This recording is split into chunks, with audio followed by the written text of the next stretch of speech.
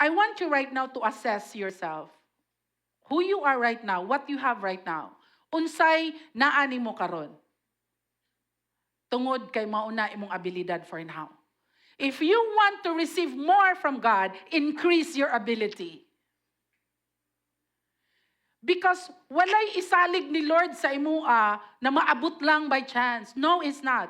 The principle of this Matthew 25 is ingon ang Bible, ingon si Jesus man ang story ani. Dividing it in proportion to their abilities. Naglisod ka financially or pobre atong pamilya because your mindset is poor. Mao imong abilidad, dira ra kutob. Your mindset of earning money is this lang.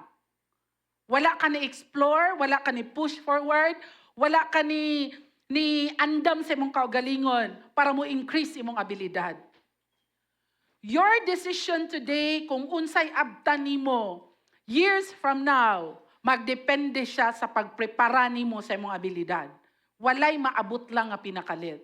It is important to understand na bahalag mawagtang sa imong tanan, imong parents, the money that you have, the lifestyle nga naanda nimo, what if mawagtang na tanan? What if magsakit ka? What if mahitabo nga magsakit ka? So mawagtang na lang sa dimong hope to live? Of course not. As long as naa si Lord with you, bahalag mawala ang tanan, makabarog kag balik. The moment mo increase imong ability igsoon, by choice na siya. Meaning hard work na siya. Preparing for what to come. If you feel today nga ang imong friend is so blessed and you're not, because tapulan ka igsoon. There's no other reason. If you're like right now poor, ang uban, they have money. Ang uban, they can eat. Ang uban na ay supply. Ikaw nga nung wala because you're wicked and you're lazy. There's no other reason nga nung kung unsay gamay nga naani mo, gihatag pa sa lain because you're wicked and you're lazy.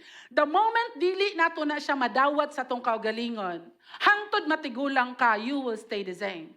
Pero kung earlier, ma-assess nimo sa imong kaugalingon, tama, I'm wicked, I am lazy. I perceive God differently than the two other servants. I perceive God as someone nga harsh. I perceive God nga unfair kay ka. I perceive God nga wa kay grabe ka, maayo ra ka sa uban, sa ako, ing ani kalisod akong kinabuhi.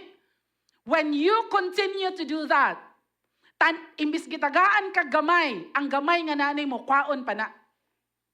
That's a principle igsoon. Because there is no blessing when you're wicked and you're lazy. When you choose what's easy today, you're gonna have a hard life years from now. Choose what is hard today, and you're gonna enjoy it years from now.